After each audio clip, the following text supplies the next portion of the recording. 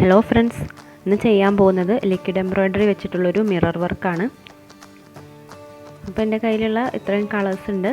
പിന്നെ ചെറിയ മിറേഴ്സാണ് ഞാൻ എടുത്തിട്ടുള്ളത്, ഈ ഒരു സൈസിലുള്ള മിറേഴ്സ്.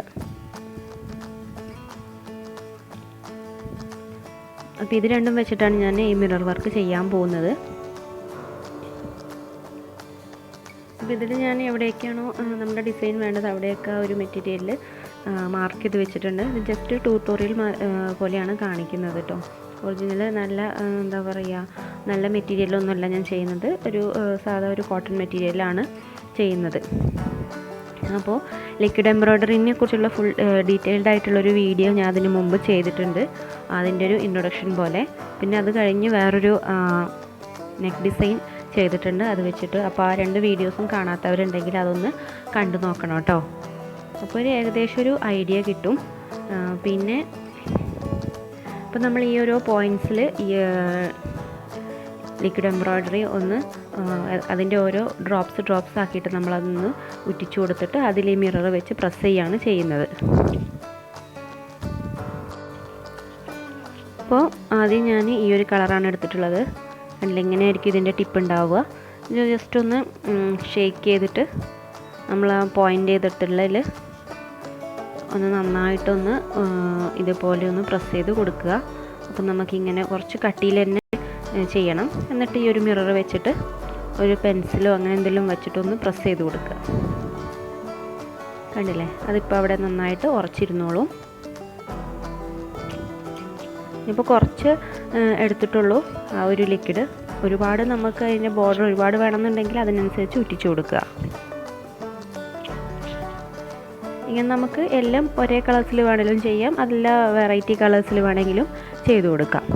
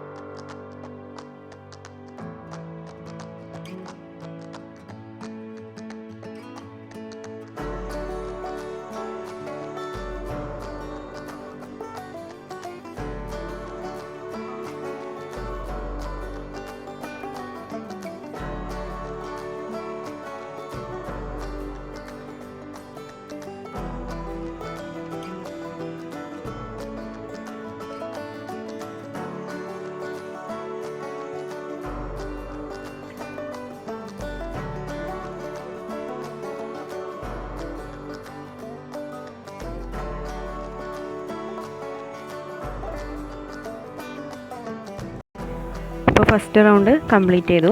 ഇനി ബാക്കിയുള്ള ഈ ഒരു മാർക്ക് ചെയ്ത പോയിൻറ്റ്സിലെല്ലാം ഇതേപോലെ നമുക്ക് ചെയ്തു കൊടുക്കാം. ഇതിലും നമുക്ക് വെറൈറ്റി കളേഴ്സ് യൂസ് ചെയ്യാം, അതല്ല സെയിം കളേഴ്സ് തന്നെ വേണമെന്നുണ്ടെങ്കിൽ അങ്ങനെയും കൊടുക്കാം.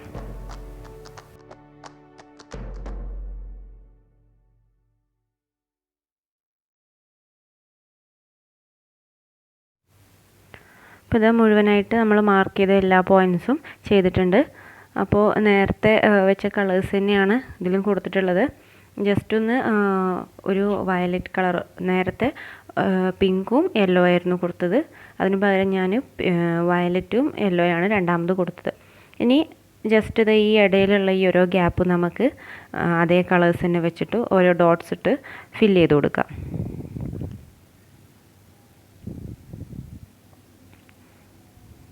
അപ്പോൾ ഞാൻ ആ ലൈൻസിൻ്റെ ഇടയിൽ മാത്രമേ കൊടുക്കുന്നുള്ളൂ, അതായത് ഓരോ മിറേഴ്സിൻ്റെ ഇടയിൽ വരുന്ന ഗ്യാപ്പിൽ മാത്രമേ ഞാൻ ഇങ്ങനെ ഡോട്ട്സ് കൊടുക്കുന്നുള്ളൂ. ഇനി അതിന് പകരം ഓരോ ലൈനിൻ്റെ ഇടയിൽ നമുക്ക് വേണമെങ്കിൽ ഡോട്ട്സോ അല്ലെങ്കിൽ ഇനി വേറെ വലിയ മിറേഴ്സൊക്കെ വേണമെങ്കിൽ അങ്ങനെയും കൊടുക്കാം.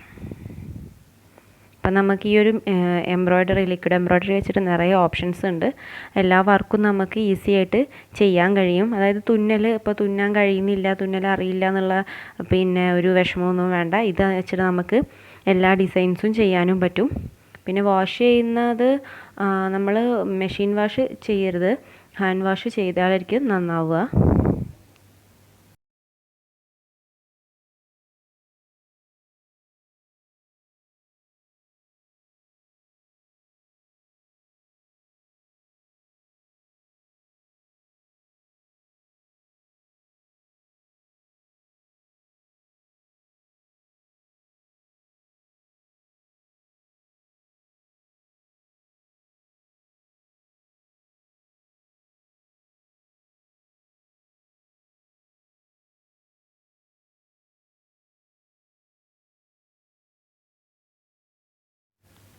അപ്പോൾ അത് എല്ലാ മിറേഴ്സിൻ്റെ ഗ്യാപ്പിലും ഞാൻ ഓരോ ഡോട്ട്സ് ഇട്ട് കൊടുത്തിട്ടുണ്ട്. പിന്നെ ഇതൊന്ന് ഡ്രൈ ആയി വരാൻ കുറച്ച് ടൈം എടുക്കും. അതുമാത്രമാണ് ഈ ഒരു ലിക്വിഡ് എംബ്രോയ്ഡറിയുടെ ഒരു എന്താ പറയുക ഡ്രോബാക്ക് എന്ന് പറയുന്നത്. അല്ലാതെ നമ്മൾ നോക്കുകയാണെങ്കിൽ നമുക്ക് ചെയ്യാൻ എളുപ്പമാണ്. അതുപോലെ തന്നെ എന്താ പറയുക അധികം ബുദ്ധിമുട്ടൊന്നുമില്ല. നല്ല ഡിസൈനൊക്കെ നമുക്ക് ഒരുപാട്, അതായത് എംബ്രോയ്ഡറി വെച്ച് ഹാൻഡ് എംബ്രോയ്ഡറി വെച്ച് ചെയ്യാൻ ബുദ്ധിമുട്ടുള്ള ഡിസൈൻസ് വരെ നമുക്കിതിൽ വരച്ചെടുക്കാൻ കഴിയും. അങ്ങനെയൊക്കെ നോക്കുമ്പോൾ ഗുണങ്ങളും ഉണ്ട്. അപ്പോൾ എല്ലാവരും ഒന്ന് ട്രൈ ചെയ്ത് നോക്കുക. സിമ്പിളായിട്ടുള്ളൊരു ഡിസൈനാണ്. അപ്പോൾ ഈ വീഡിയോ എല്ലാവർക്കും ഇഷ്ടമായെങ്കിൽ ലൈക്ക് ചെയ്യണം, ഷെയർ ചെയ്യണം, പിന്നെ നിങ്ങളുടെ കമൻസൊക്കെ അറിയിക്കുക. അതുപോലെ തന്നെ ചാനൽ സബ്സ്ക്രൈബ് ചെയ്യാത്തവരുണ്ടെങ്കിൽ ഒന്ന് സബ്സ്ക്രൈബ് ചെയ്യുക.